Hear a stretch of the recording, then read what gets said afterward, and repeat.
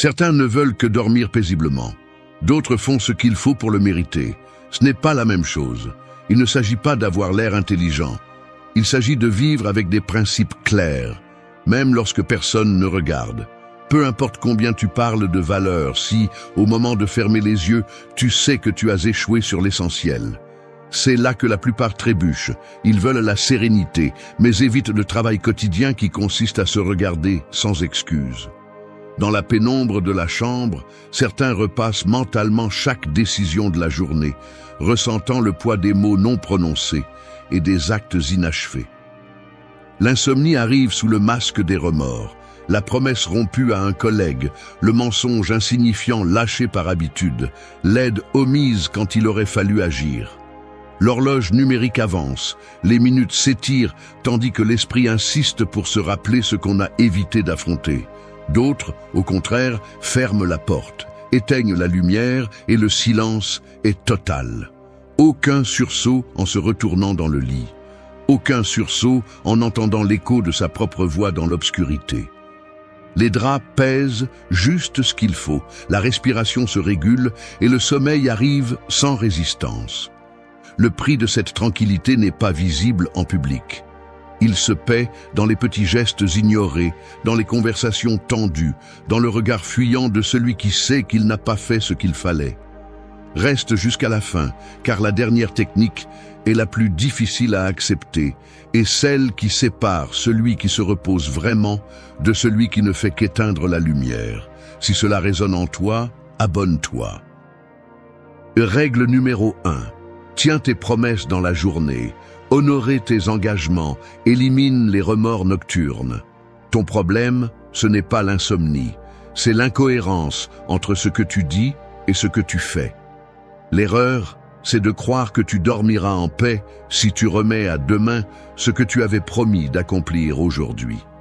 Le remords nocturne ne vient pas de l'extérieur, il est le résultat de tes propres manquements. La règle est simple, si tu engages ta parole, ta journée doit se terminer avec cet engagement honoré. Le stoïcisme le dit clairement. La tranquillité nocturne est le reflet de la discipline du jour. Si tu laisses des choses en suspens, si tu repousses des tâches ou évites des conversations nécessaires, l'esprit ne trouve pas de repos. Il s'active, défilement des excuses, inventaire des choses à faire et cycle d'autocritique. Le repos n'est pas possible là où règne l'incohérence. Celui qui dort mal, bien souvent, n'a pas besoin d'un autre oreiller mais d'une autre conduite. Imagine que tu t'engages à envoyer un rapport avant de quitter le travail, mais tu décides de le faire plus tard. Tu rentres à la maison, tu réponds à quelques messages sur WhatsApp, tu promets un appel à ton partenaire et tu le repousses encore. Tu te couches, mais la tête ne s'éteint pas. Tu repasses ce que tu n'as pas fait, ce qui reste en suspens, ce que tu avais promis de faire mais que tu n'as pas tenu. Le sommeil te fuit parce que ta parole n'a pas eu assez de poids pendant la journée. Ce n'est pas de la malchance, c'est un manque de discipline. Et il y a plus. Le lendemain matin, l'effet s'amplifie. Tu te lèves avec le corps tendu, les épaules alourdies d'une fatigue que le café ne dissipe pas. Dans le miroir, la marque de la nuit se lit dans les cernes et l'expression éteinte. Le rapport n'est toujours pas envoyé. Les messages en attente s'accumulent sur le téléphone. Ton partenaire de l'autre côté de la table évite ton regard. La promesse non tenue de l'appel a laissé un petit vide, une fissure invisible mais palpable dans la routine partagée. Au bureau, la conséquence est immédiate. Ton chef te demande le rapport et tu bredouilles une excuse improvisée. L'ambiance se refroidit. Les collègues sentent ton agitation, remarquent comment tu feuillettes des papiers sans te concentrer, comment ton bureau se couvre de notes adhésives qui ne résolvent rien. Chaque engagement non tenu devient un fardeau physique, la mâchoire crispée, le pouls accéléré, la respiration irrégulière lorsque le téléphone sonne. La liste des tâches s'allonge et avec elle, la sensation d'être toujours redevable envers la journée. L'après-midi, le cycle recommence. Tu promets d'avancer, mais la fatigue et la culpabilité te freinent. La nuit revient et l'esprit, loin de chercher le repos, retourne à l'inventaire des promesses rompues.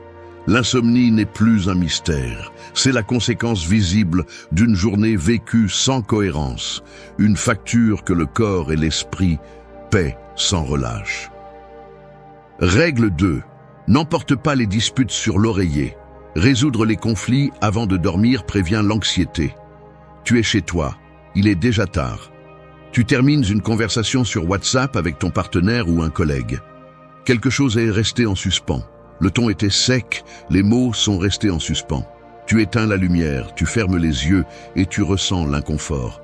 La dispute reste vive dans ton esprit, même si l'autre personne n'est plus là. La règle est celle-ci. N'emporte pas de conflits non résolus au lit. La nuit n'est pas le lieu pour des batailles ouvertes. Laisser des disputes non réglées avant de dormir, c'est inviter l'anxiété dans ta chambre. Ton esprit repasse chaque mot, imagine des réponses, construit des scénarios qui ne font qu'augmenter le malaise. Le repos n'est plus réparateur, c'est un champ de bataille intérieur. Le stoïcisme t'invite à poser des limites. Il y a une ligne à ne pas franchir. Si la journée s'achève, les conflits doivent rester hors de l'oreiller. Il ne s'agit pas d'avoir raison, mais de protéger ta paix. Si tu ne résous pas, la tension s'infiltre dans ton sommeil et dans ta journée suivante.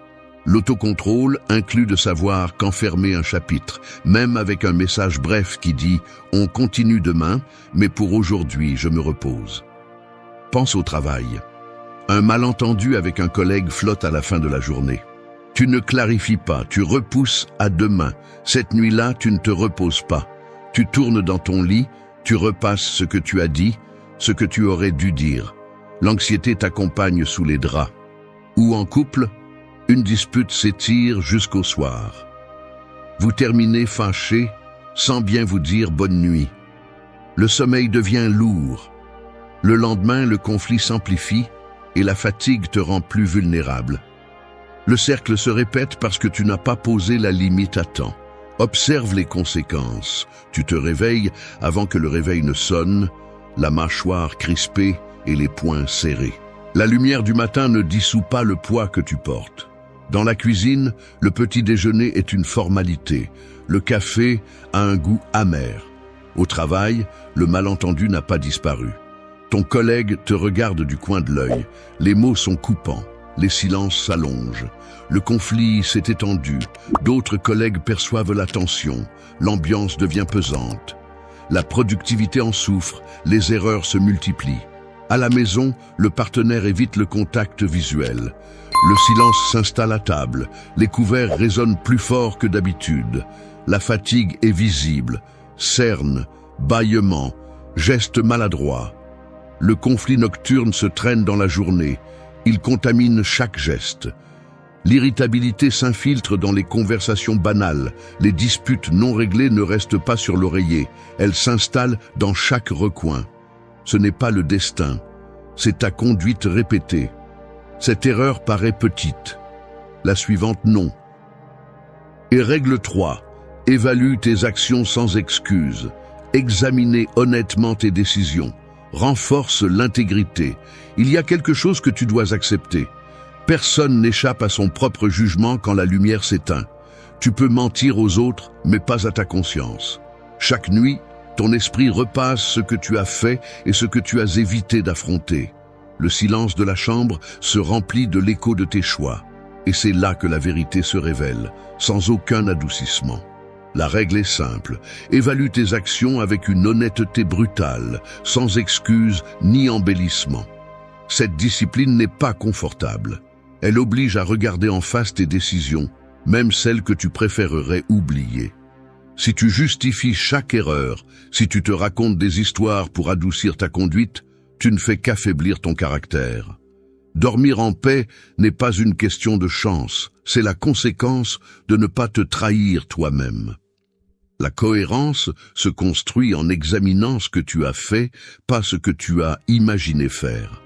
Imagine le bureau à la fin de la journée, avec le téléphone qui vibre une fois de plus. Le message de ton supérieur reste sans réponse. Tu sais que tu l'as reporté avec l'excuse de « ce n'est pas urgent ». Mais la notification est toujours là, illuminant l'écran dans la pénombre. Le rapport que tu as promis de rendre est toujours ouvert dans un onglet, inachevé. En regardant la chaise vide en face de toi, tu reconnais que personne d'autre ne portera les conséquences de ton omission. Ou bien revient l'image de la promesse faite à ton partenaire. Tu as dit que tu rentrerais tôt, que cette fois tu tiendrais parole. Mais tu as préféré rester au bar, entouré de conversations superficielles et de verres à moitié vides. En rentrant chez toi, les lumières éteintes et le silence pèsent plus que n'importe quel reproche. L'horloge affiche l'heure que tu n'as pas respectée et le lit froid témoigne de la distance que tu as créée par tes décisions. Souviens-toi aussi de cet après-midi entre amis. La discussion s'est envenimée, quelqu'un a été humilié et tu as choisi de te taire. Ce n'était pas par manque d'avis, mais par lâcheté. Le regard de l'ami, cherchant du soutien, a croisé tes yeux qui l'évitaient. En repassant la scène, l'inconfort demeure, car le silence était un choix aussi clair que n'importe quelle parole prononcée. Les conséquences ne se limitent pas au remords. Elles s'infiltrent dans ta façon de marcher, dans la manière dont tu évites certains lieux ou certaines personnes. Elles se perçoivent dans la tension de tes épaules lorsque tu croises celui à qui tu as fait défaut.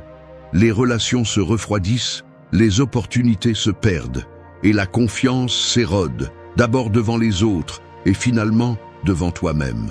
Personne d'autre n'est responsable. Examine ce que tu fais. Fais-le sans chercher de raccourcis, sans inventer de justification. L'intégrité ne se négocie pas ni ne se délègue. Dans la prochaine leçon, tu verras comment tes habitudes quotidiennes renforcent ou détruisent cette cohérence intérieure. Règle 4. Fais le bilan de tes réalisations quotidiennes. Reconnaître tes progrès maintient la motivation et la paix mentale. Ton problème n'est pas le manque d'efforts. C'est le manque d'ordre au moment de reconnaître ce que tu accomplis chaque jour. Beaucoup pensent que le chaos mental du soir vient de ce qu'ils n'ont pas réussi, mais le vrai désordre provient du fait de ne pas clarifier ce qu'ils ont effectivement fait. Il ne s'agit pas de grandes victoires, mais d'avoir la discipline d'identifier les progrès, aussi petits soient-ils. La règle est simple. Chaque soir, fais un bilan réaliste de tes réalisations quotidiennes. Sans cette habitude, ton esprit reste piégé dans la sensation de dette et de tâches inachevées. Le résultat, c'est l'anxiété, l'insomnie et une motivation qui s'érode lentement. Le stoïcisme ne te demande pas d'ignorer tes erreurs, mais il exige que tu comptes tes avancées avec la même rigueur. Quand tu mets de l'ordre dans ta journée, tu structures ton esprit et tu empêches le chaos de l'autocritique de te poursuivre jusqu'à l'oreiller. Pense-y de façon concrète. Tu termines ta journée de travail et la seule chose que tu te répètes, c'est ce qui manque, le message que tu n'as pas envoyé, la tâche restée en suspens. Mais tu oublies que tu as résolu des conflits, respecté des délais et maintenu ta discipline sur l'essentiel. Tu vas à la salle de sport et tu ne vois que le poids que tu n'as pas réussi à soulever, pas le fait d'y être allé et d'avoir suivi ta routine. En couple, tu te concentres sur la dispute et tu oublies que tu as su écouter avant de réagir. Ainsi, ton esprit se remplit de bruit, pas d'ordre. La responsabilité t'appartient. Personne d'autre ne va reconnaître tes progrès quotidiens à ta place. Si tu ne prends pas l'habitude de mettre de l'ordre dans tes réalisations, la sensation de vide et de frustration deviendra la norme. Le résultat te montre la vérité. Et ce n'est pas tout. Observe les conséquences. Le désordre mental se répercute dans le physique. Tu dînes devant la télévision, tu goûtes à peine la nourriture, tu ne te souviens même plus de son goût. Tu te couches et la chambre devient le prolongement de ta tête. Vêtements jetés, téléphone vibrant sur la table de nuit, lumière bleue filtrant sous la porte. Tu dors mal. Tu te lèves avec la mâchoire crispée, les épaules tendues, le réveil qui sonne et la sensation d'être déjà en retard. La liste des tâches s'allonge, mais ton énergie diminue. À l'inverse, lorsque tu t'assieds à la fin de la journée et que tu notes, même sur une feuille froissée, que tu as répondu à ce courriel difficile, que tu as marché 20 minutes sous la pluie, que tu as réussi à rester silencieux quand il le fallait, l'atmosphère change. L'air devient moins lourd. Tu bois de l'eau calmement. Tu éteins la lumière et le sommeil vient plus tôt, sans le bourdonnement de l'autocritique. Au réveil, la fatigue est moindre. Le lendemain ne commence pas comme une condamnation, mais comme une suite. Fais le bilan, rends-le visible. Le désordre a des conséquences, l'ordre aussi. Règle 5. Maintiens une routine de clôture consciente. Répéter des rituels nocturnes organise l'esprit et facilite le repos. Cesse de sous-estimer le pouvoir de tes derniers instants avant de dormir. Ne permets pas que l'improvisation et le désordre gouvernent ta nuit. Si tu laisses ta routine du soir se dissoudre, tu ouvres la porte à l'anxiété et à l'insomnie. La règle est simple, termine ta journée par un rituel conscient et ordonné, chaque jour, sans aucune exception. Une clôture régulière n'est pas un luxe, c'est une nécessité. Le stoïcisme enseigne que l'esprit a besoin de signaux clairs pour se déconnecter du bruit et se préparer au repos. Si chaque soir tu changes d'habitude, tu consultes ton téléphone portable jusqu'à la dernière seconde ou tu te laisses entraîner par la paresse, ton cerveau ne comprend jamais qu'il est temps de s'arrêter. Le résultat, tu dors mal, tu te réveilles fatigué et tu répètes le même cycle. La discipline du soir n'est pas négociable. Si tu la brises, tu en paies le prix dans ton énergie, ta patience et ta clarté mentale le lendemain. Regarde ton propre cas. Tu rentres à la maison, tu dînes devant la télévision, tu réponds aux messages WhatsApp sans filtre, tu passes d'une vidéo à l'autre, et quand le sommeil t'emporte, tu éteins brusquement la lumière. Il n'y a pas d'ordre, pas de signal de clôture, juste une coupure abrupte. Le lendemain, tu te plains de ne pas avoir bien dormi, mais tu répètes exactement la même chose, ou au travail. Tu termines ta journée sans vérifier les tâches en attente ni planifier le lendemain. Tu fermes l'ordinateur portable et tu te jettes directement sur le canapé. La tête reste active. Les problèmes de la journée continuent de tourner en boucle. Le résultat est le même. Repos superficiel, fatigue accumulée et mauvaise humeur. Ce n'est pas le destin, c'est ta conduite répétée. Cette erreur paraît minime. La suivante ne l'est pas. Regarde les conséquences visibles. L'insomnie ne tarde pas à se manifester. Des tours et des détours dans le lit, l'horloge qui affiche 2 heures du matin, la lumière du téléphone portable qui éclaire ton visage dans l'obscurité. Tu te lèves avec les paupières gonflées, la peau terne, des gestes maladroits. Le café du matin ne suffit pas. La fatigue s'infiltre dans chaque geste, dans chaque conversation. Quand l'après-midi arrive, les bâillements te surprennent devant l'écran. Tu oublies des tâches simples, tu te trompes sur des détails minimes. L'irritation se glisse dans le ton de ta voix, dans l'impatience envers les autres. Le désordre nocturne devient une chaîne d'erreurs durant la journée. Observe ton environnement. La tasse sale sur la table de nuit, les vêtements jetés sur la chaise, la notification non lue qui ne te laisse pas tranquille. Le corps en souffre. Maux de tête, tension dans la mâchoire, dos raide. L'esprit, incapable de distinguer la fin de la journée du début du repos, reste prisonnier du bruit du jour. Le résultat est visible. Liste de tâches inachevées, disputes inutiles, une humeur sombre qui s'étire jusqu'au week-end. Il n'y a pas de mystère. La clôture consciente n'est pas optionnelle. Si tu ne l'imposes pas, le désordre s'imposera à toi. Règle 6. N'aie pas peur d'admettre tes fautes intérieures. Reconnaître tes erreurs évite les charges émotionnelles la nuit. Épictète a dit « Ce ne sont pas les choses qui nous troublent, mais les opinions que nous avons à leur sujet. » En pratique, ton jugement est ta chaîne ou ta liberté. La norme stoïcienne est simple, reconnais tes fautes intérieures sans crainte ni excuse. Dormir en paix commence par ne pas porter ce que tu nies pendant la journée. Si tu caches tes erreurs sous le tapis, ton esprit les repasse durant la nuit. Les admettre ne t'affaiblit pas. Au contraire, cela te libère de la tension de maintenir une fausse image. La maîtrise de soi n'est pas la perfection, c'est l'honnêteté envers soi-même. Lorsque tu acceptes tes fautes, tu cesses de les craindre et tu cesses d'en être l'otage. WhatsApp. Tu as répondu à ton partenaire avec mauvaise humeur, mais tu choisis de ne pas le reconnaître. Au travail, tu fais une erreur dans un rapport, mais tu la minimises et tu n'en parles pas. Arrivé la nuit, le corps est dans le lit, mais la tête rejoue la scène. Le jugement en suspens est la charge qui t'empêche de te reposer. Si chaque nuit, tu admettais en silence ce que tu as mal fait, tu pourrais t'en libérer et dormir sans compte à rendre. Dans l'obscurité de la chambre, le téléphone brille avec des notifications non ouvertes. La conversation brusque continue de vibrer dans la mémoire. La voix intérieure énumère les détails, le ton désagréable, l'omission dans le rapport, le regard de ton chef en relisant le document. L'oreiller s'humidifie de la sueur froide de l'anxiété. Les muscles du cou se tendent. Les yeux restent ouverts, fixés au plafond, tandis que l'horloge avance. Chaque minute d'insomnie est un rappel physique de l'erreur non admise. Le lendemain matin, la fatigue est visible, cernes marquées, gestes lents, réponses automatiques. Au bureau, l'ambiance devient lourde, le salut de ton partenaire est distant.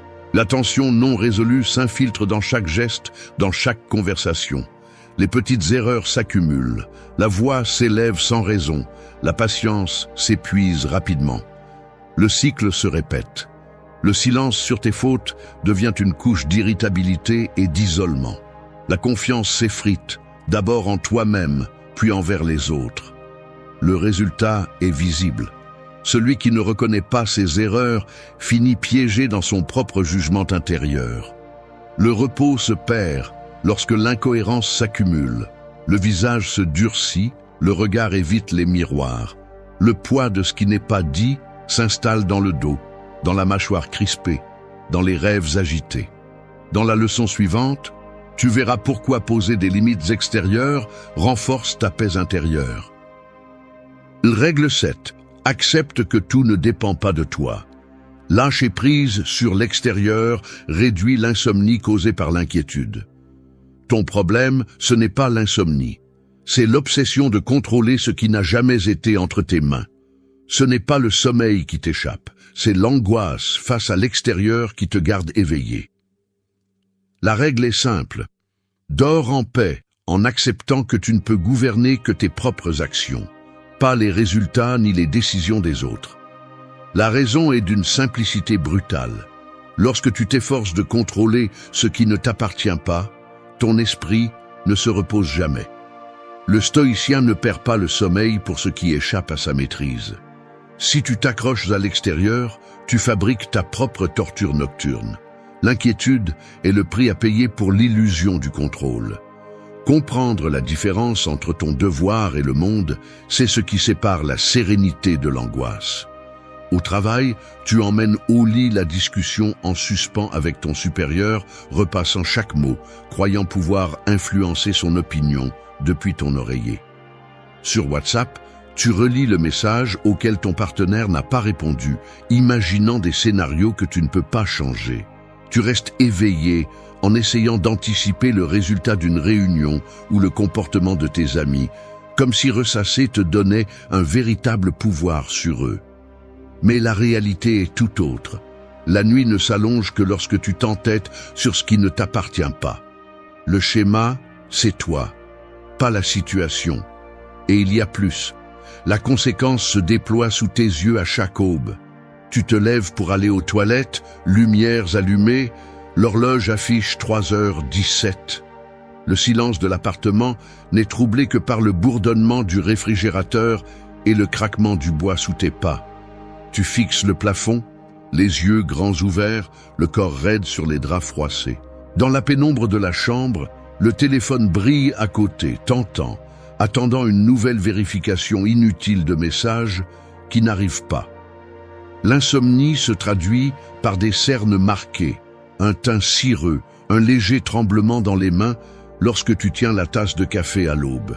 Au bureau, tu bâilles devant l'écran, le curseur clignotant pendant que ton esprit se fige sur la même phrase. Les collègues commentent ton apparence, demandent si tout va bien. La fatigue ralentit tes réponses, tu t'irrites facilement, la tension s'accumule dans les épaules, la nuque, la mâchoire crispée. Ta productivité s'érode. Les tâches prennent du retard parce que ta tête reste absorbée par des conflits extérieurs, par des futurs que tu ne peux pas écrire. À la maison, l'ambiance devient pesante. Les conversations perdent leur naturel. Tes réponses sont sèches. Tes enfants t'observent avec prudence. L'insomnie ne te prive pas seulement de repos. Elle fait de toi une version fatiguée et distante de toi-même. Le cercle vicieux se perpétue chaque nuit où tu refuses de lâcher prise sur ce qui n'a jamais été à toi. La réalité s'impose. Ce n'est que lorsque tu cesses de surveiller l'extérieur que la nuit redevient nuit et le sommeil, un territoire possible. Règle 8. Ne te cache pas de ta conscience. Regarder en face tes incohérences est la seule porte vers la paix nocturne. Fais ceci. Éteins la lumière, ferme les yeux et demande-toi si aujourd'hui tu as été cohérent avec ce que tu dis être. N'échappe pas. Ne couvre pas le bruit avec des distractions. N'invente pas d'excuses pour dormir tranquille. La clé stoïcienne est brutale. Si tu vis chaque jour en trahissant tes principes, aucun oreiller ne t'apportera la paix. Bien dormir n'est pas une question de fatigue physique, mais d'une conscience en ordre. Tu peux tromper tout le monde pendant la journée, mais la nuit, ta conscience te présente la facture. L'auto-illusion est confortable jusqu'à ce qu'elle devienne insupportable. Chaque incohérence que tu tolères devient un poids invisible qui te vole le sommeil. Et il ne part pas tout seul, il s'accumule. Il n'y a pas de vrai repos pour celui qui sait, au fond de lui, qu'il vit un mensonge. Dormir en paix est un privilège réservé à celui qui a le courage de se regarder en face et de corriger, non à celui qui se cache derrière des justifications. Au travail, tu fais des promesses que tu sais que tu ne tiendras pas. Tu envoies des messages sur WhatsApp promettant que tu vas changer, mais tu restes exactement le même. Avec ton partenaire, tu fais semblant d'être honnête tout en cachant ce que tu penses ou fais réellement. À la salle de sport, tu dis que tu es engagé, mais tu cherches des raccourcis et tu te mens avec des excuses. À la fin de la journée, personne d'autre ne le remarque. Mais toi, tu le sais.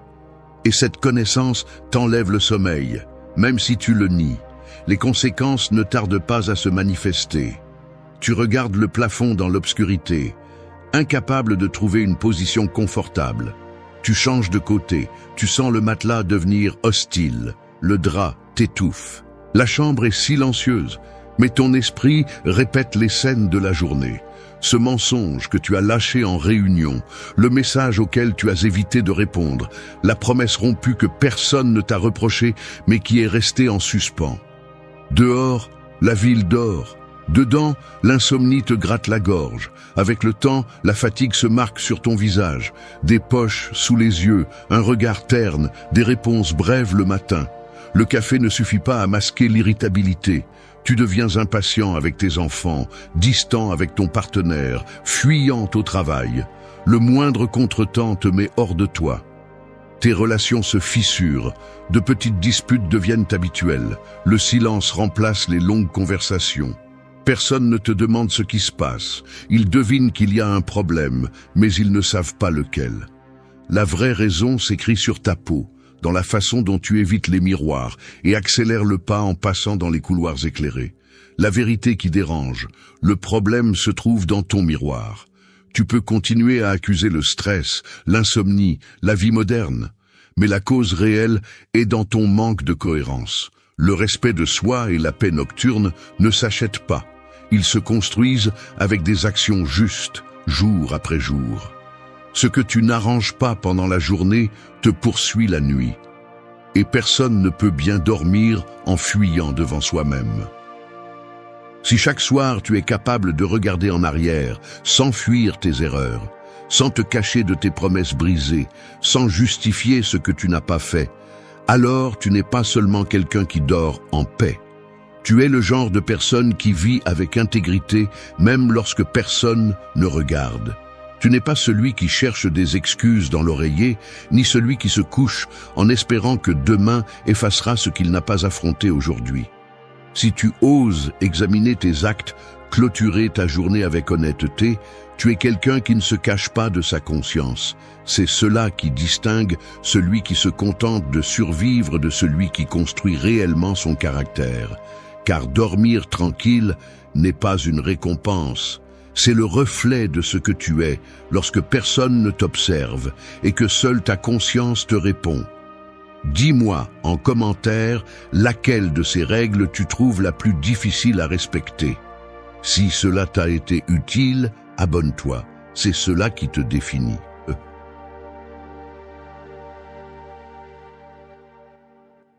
À la fin de cette vidéo, tu sauras exactement comment éliminer l'anxiété et l'inquiétude en utilisant des principes stoïciens.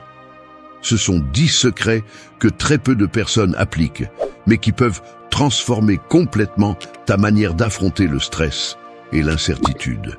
Imagine Laura, une professionnelle brillante qui vivait prisonnière de l'anxiété.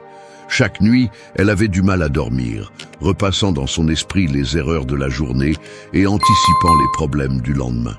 Pendant la journée, ses épaules restaient tendues, sa mâchoire crispée, et elle n'arrivait même pas à savourer une tasse de café en silence. En réunion, son regard se perdait, incapable d'écouter réellement ses collègues pendant que son esprit sautait d'une inquiétude à l'autre. Un jour, sur la recommandation d'un ami, elle a commencé à mettre en place de petites habitudes stoïciennes. Au début, il y a eu de la résistance, des regards sceptiques, des questions gênantes sur son calme soudain. 3 mois plus tard, ses pensées ne la dominaient plus. Désormais, c'est elle qui domine ses pensées. Ses nuits sont paisibles, ses réponses directes. Au bureau, on l'aperçoit différemment, moins réactive, plus assurée. Ses secrets ne sont pas des phrases creuses ni des théories abstraites. Ce sont des outils pratiques, éprouvés au fil des siècles, qui vont t'aider à reprendre le contrôle et à trouver la sérénité, même au cœur du chaos. La plupart des gens ne découvrent jamais le 7e, et c'est souvent celui qui fait toute la différence. Commençons. Secret numéro 1. Distinguer entre ce que tu peux contrôler et ce que tu ne peux pas. L'anxiété se nourrit de la confusion. Lorsque tu ne sais pas ce qui est entre tes mains et ce qui ne l'est pas, ton esprit se disperse dans 1000 scénarios possibles, dont la plupart sont hors de ta portée. Le premier secret pour éliminer les préoccupations est de tracer une ligne invisible. D'un côté, ce qui dépend de toi, de l'autre, ce qui ne dépend pas de toi.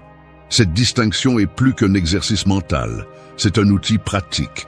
Imagine que tu as un entretien d'embauche important. Tu peux contrôler ta préparation, ta ponctualité, ta présence et ton attitude pendant la conversation. Tu ne peux pas contrôler l'opinion préalable du recruteur, la concurrence, ni les décisions internes de l'entreprise. Si tu t'obsèdes avec tout le processus, tu t'épuises en spéculation et en nervosité.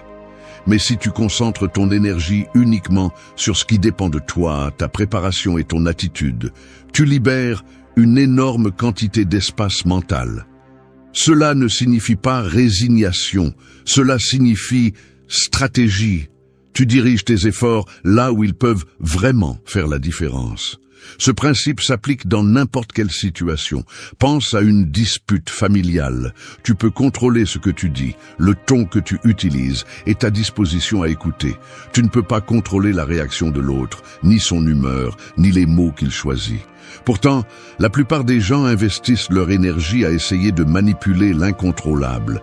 Ils cherchent la réponse parfaite, anticipent la colère ou l'incompréhension, s'imaginent des scénarios qui n'arrivent jamais. Cela ne fait qu'augmenter l'anxiété. Regarde le cas de quelqu'un qui attend le résultat d'un examen médical. La peur s'intensifie parce que l'esprit essaie de contrôler le résultat, quelque chose qui lui échappe complètement. Mais il peut contrôler sa réponse, comment il gère l'attente, comment il prend soin de lui, ce qu'il décide de faire de son temps jusqu'à recevoir la nouvelle. La différence entre l'angoisse et le calme se trouve précisément à ce point. Distinguer ce qui est contrôlable de ce qui ne l'est pas n'est pas facile au début, car l'esprit a tendance à les mélanger. Mais c'est une compétence qui s'entraîne.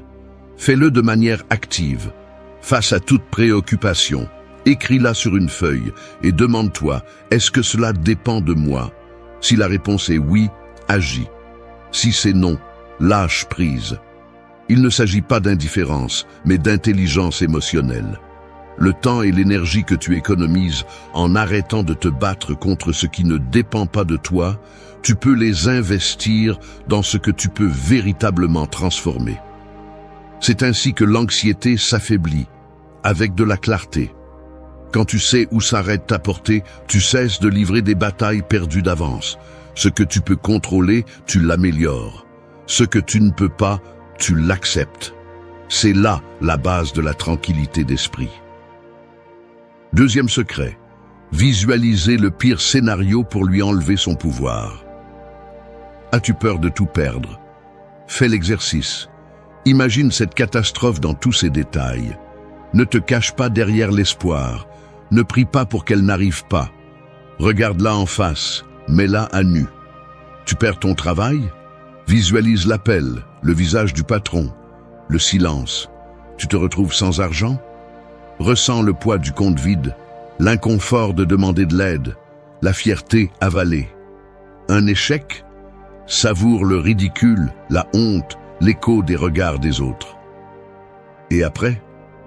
Tu es toujours vivant, humilié, blessé, mais vivant. La peur qui te ronge de l'intérieur est un fantôme gonflé. Quand tu la regardes sans filtre, elle rétrécit. Le pire scénario est désagréable, inconfortable, mais ce n'est presque jamais la fin. Le monde ne s'arrête pas parce que tu échoues. La vérité, la plupart des gens ne regardent pas et personne ne se soucie autant de ta chute que toi.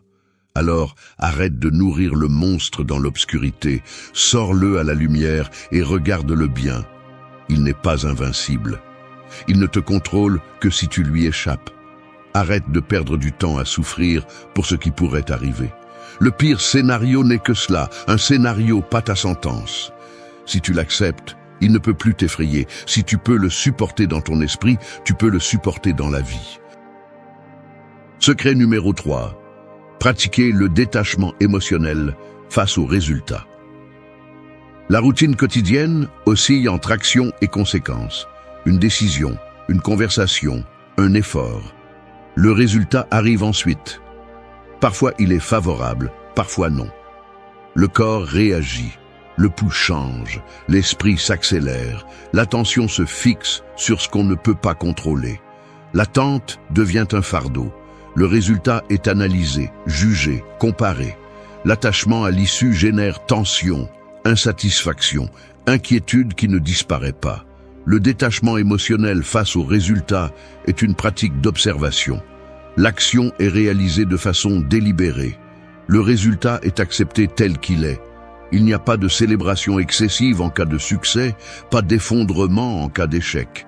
Il s'agit simplement d'enregistrer ce qui se passe. L'attention reste sur le comportement, non sur l'issue. Le travail se trouve dans l'action, non dans la récompense. Dans cet état, l'esprit ne se disperse pas dans des scénarios hypothétiques. Le présent demeure le seul espace d'influence. L'effort se dirige vers ce qui dépend de soi. Le reste est relâché. Le calme apparaît lorsqu'on cesse d'exiger que la réalité corresponde à nos attentes. Le détachement n'est pas de l'indifférence, c'est une discipline pour ne pas se perdre dans ce qui n'est déjà plus sous contrôle. Ainsi, l'anxiété diminue. Ainsi, l'inquiétude perd de sa force. Le résultat cesse d'être une menace ou une promesse. Il est simplement. Et l'on continue d'avancer. Secret numéro 4. Te concentrer sur le présent, pas sur un futur hypothétique. T'est-il déjà arrivé que ton esprit voyage tout seul vers le pire scénario possible? Soudain, tu te retrouves à imaginer des disputes qui n'ont jamais eu lieu, des problèmes qui peut-être n'arriveront jamais, et tu ressens le poids d'un avenir qui n'existe pas encore. C'est épuisant. Vivre dans cet état d'alerte constant te vide, t'enlève de l'énergie et t'empêche de profiter de ce que tu as juste devant toi en ce moment. Tu n'es pas le seul.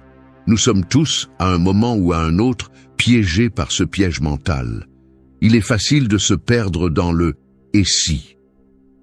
Et si je n'obtiens pas ce travail? Et si je perds ce que j'ai? Et si quelque chose se passe mal? Mais combien de fois ces peurs se réalisent-elles vraiment? Combien de vies t'as échappé pendant que ton esprit se préoccupait de menaces qui n'existent que dans ton imagination? Quand tu te concentres sur le présent, quelque chose change. Tu respires. Tu remarques ce que tu as près de toi, ce que tu peux toucher, ce que tu peux faire aujourd'hui. L'anxiété se nourrit de scénarios futurs. La sérénité se construit sur ce que tu peux contrôler maintenant. Tu peux te demander, que se passe-t-il réellement en ce moment? Que puis-je faire avec ce que j'ai maintenant, pas avec ce que j'imagine qui pourrait arriver? Parfois, le présent n'est pas parfait. Il peut y avoir des défis, de l'inconfort, même de la douleur. Mais le futur hypothétique est souvent bien plus effrayant, car il n'a pas de limite. Ton esprit peut tout inventer. Et plus tu passes de temps là-bas, moins tu as la capacité de répondre à ce qui compte vraiment.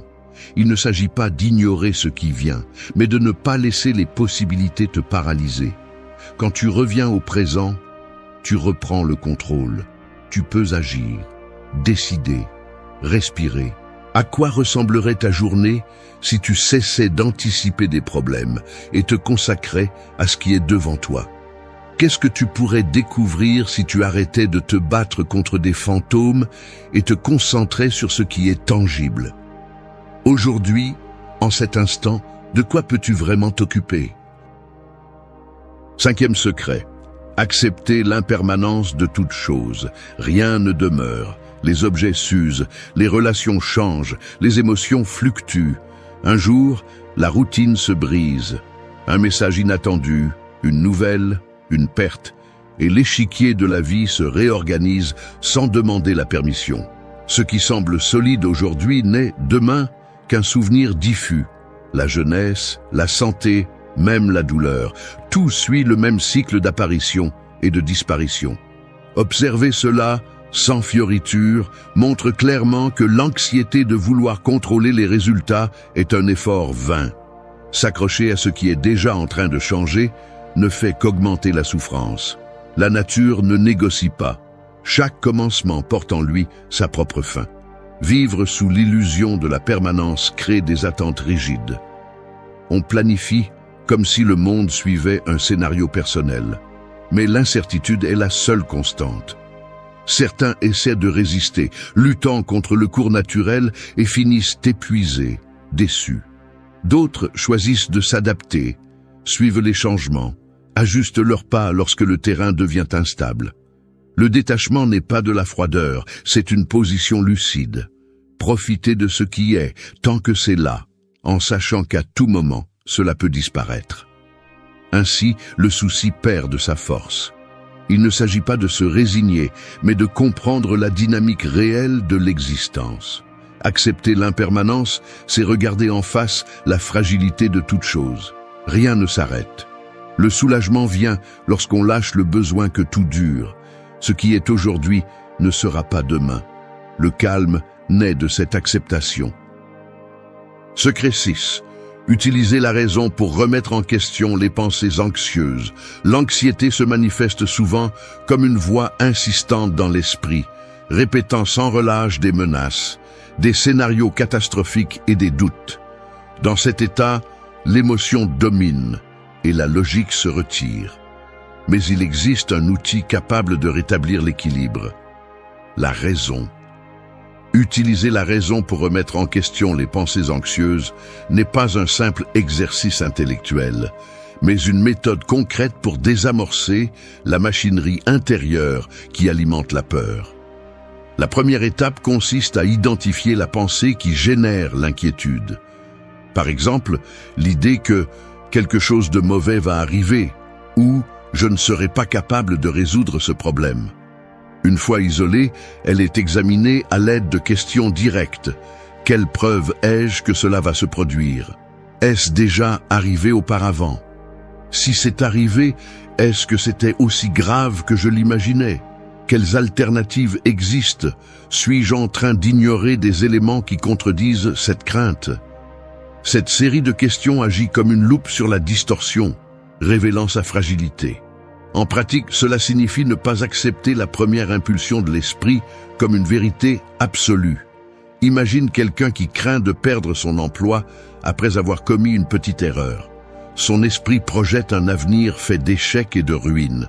Mais, en analysant la situation de manière rationnelle, il découvre qu'il n'a jamais été licencié pour des erreurs similaires, que l'entreprise dispose de protocoles pour corriger les problèmes et que d'autres collègues ont commis des fautes sans conséquences graves. La peur perd de sa force lorsqu'elle est exposée à la lumière des faits.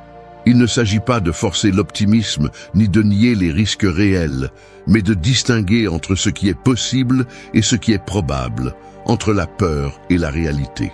La raison n'élimine pas automatiquement l'anxiété, mais en réduit l'intensité et permet de prendre des décisions plus équilibrées.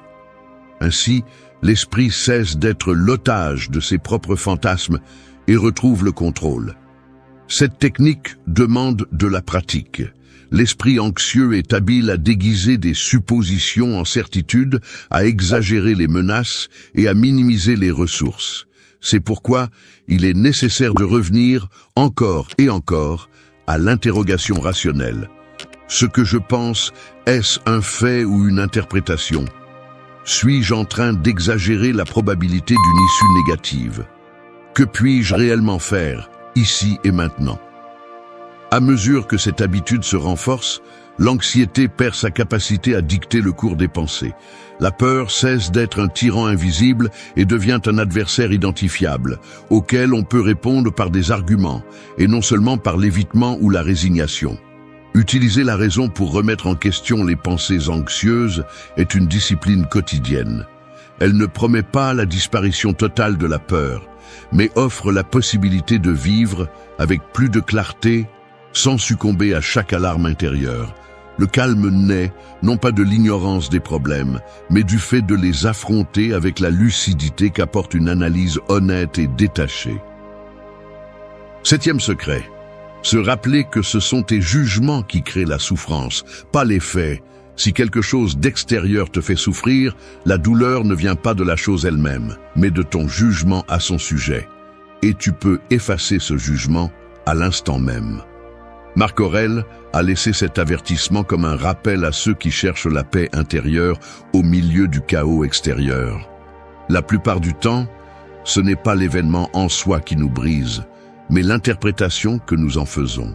L'esprit humain a l'habitude d'ajouter des couches de signification, d'anticiper des catastrophes, de construire des récits où les faits ne sont que le point de départ et où la souffrance se multiplie dans l'interprétation. Un message sans réponse, un regard de désapprobation, un échec inattendu. Le fait est neutre, mais le jugement que nous portons sur lui l'imprègne d'anxiété, de peur, d'angoisse. Observe avec honnêteté combien de fois t'es-tu senti prisonnier de pensées qui tournent en boucle, alimentées par des suppositions et des peurs qui ne se matérialisent jamais. Dans ces moments-là, ce qui te blesse, ce n'est pas la situation, mais l'histoire que tu racontes à son sujet. Le jugement transforme une petite gêne en blessure, une incertitude en menace, une perte en abîme. La souffrance grandit à mesure que tu insistes à interpréter, à qualifier, à ressasser ce qui aurait pu être ou ce que tu crains qui advienne. L'antidote consiste à suspendre le jugement, à regarder les faits à nu, sans ornement ni condamnation. Il ne s'agit pas de nier ce qui arrive, ni de feindre l'indifférence.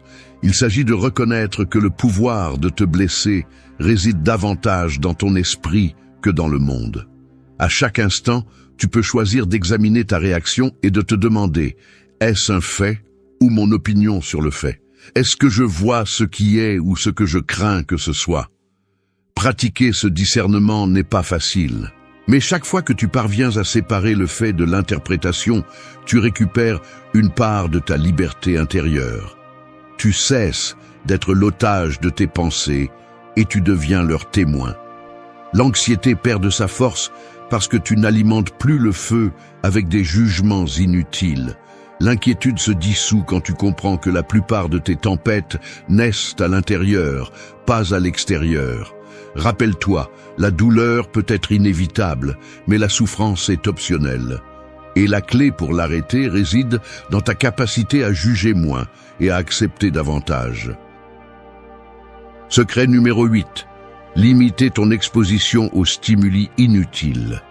L'esprit humain n'est pas conçu pour traiter le flux constant d'informations, d'images et de sons qui nous entourent aujourd'hui. Chaque notification, chaque message, chaque fragment de contenu que tu consommes laisse une trace, aussi minime soit-elle.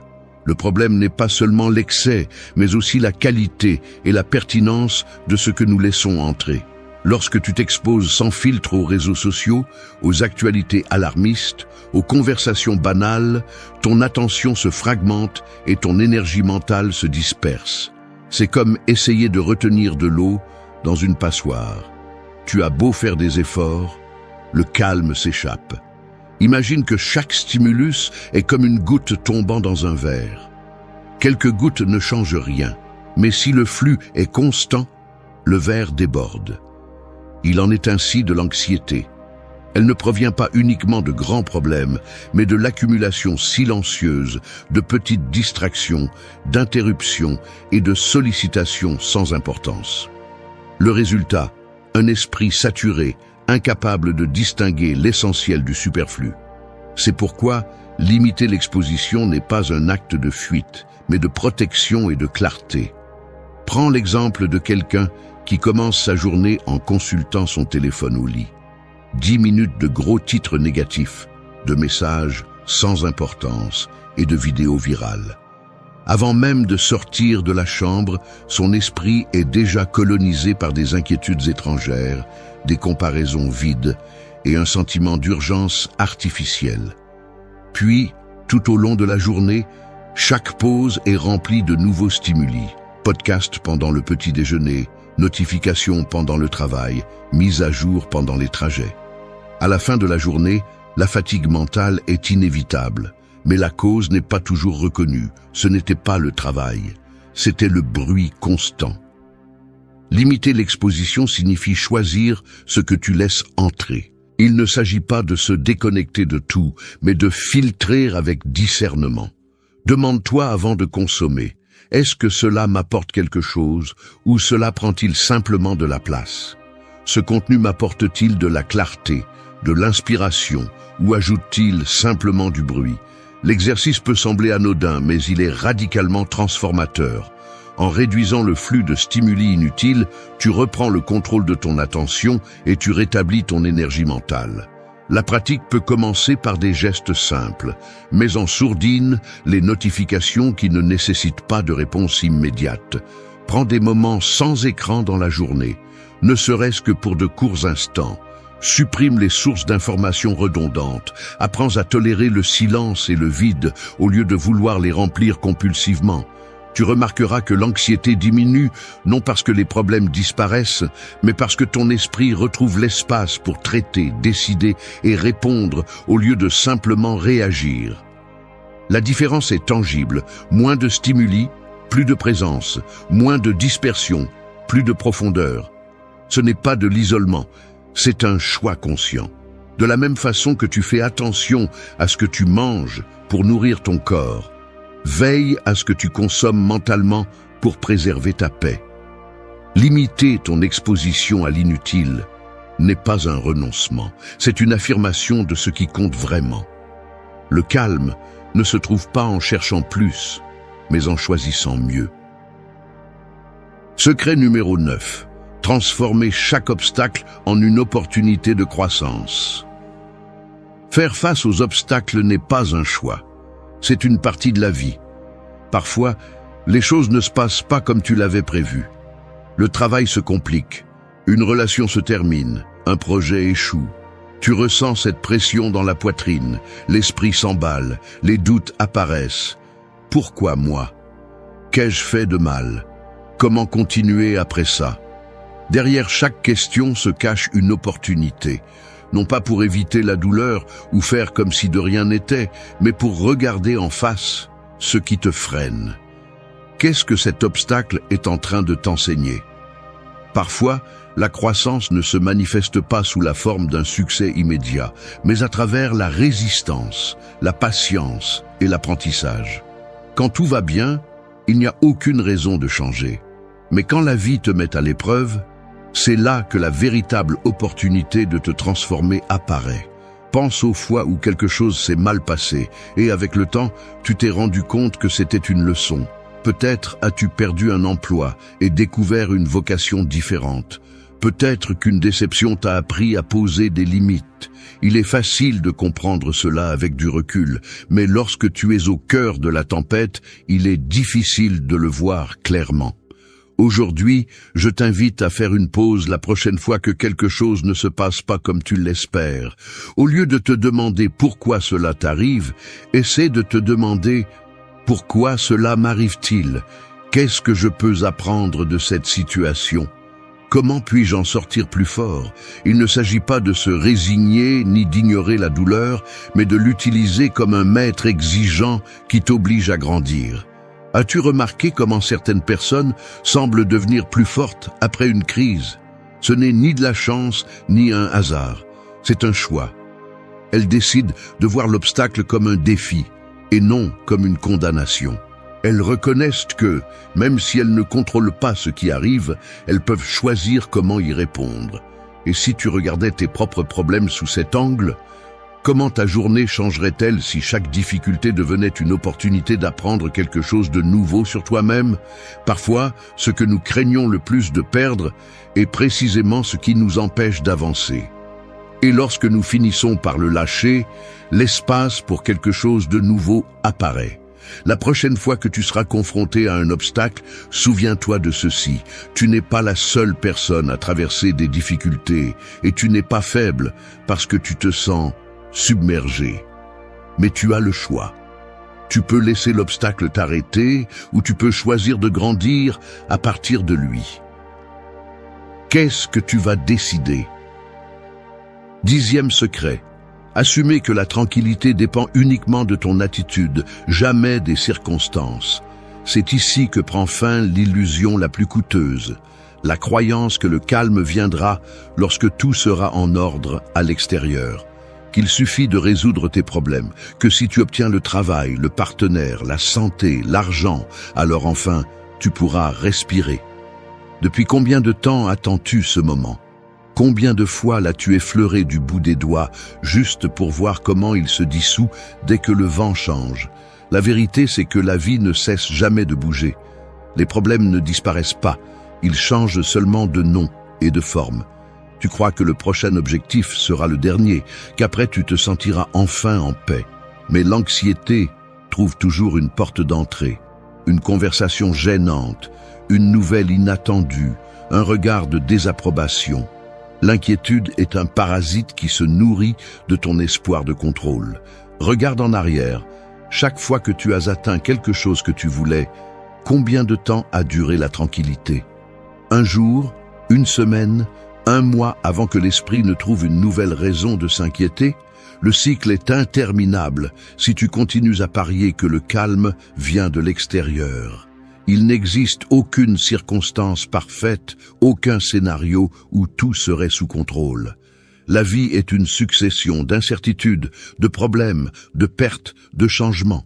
Vouloir que le monde s'adapte à tes désirs est la recette la plus sûre pour la frustration et l'anxiété chronique. Tu peux passer toute ta vie à attendre que l'environnement t'offre une trêve, mais elle ne viendra jamais. Le monde n'est pas conçu pour te donner la paix. Il ne l'a jamais été. La seule variable que tu peux contrôler, c'est ton attitude. Et ce n'est pas de l'optimisme bon marché, ni du positivisme superficiel.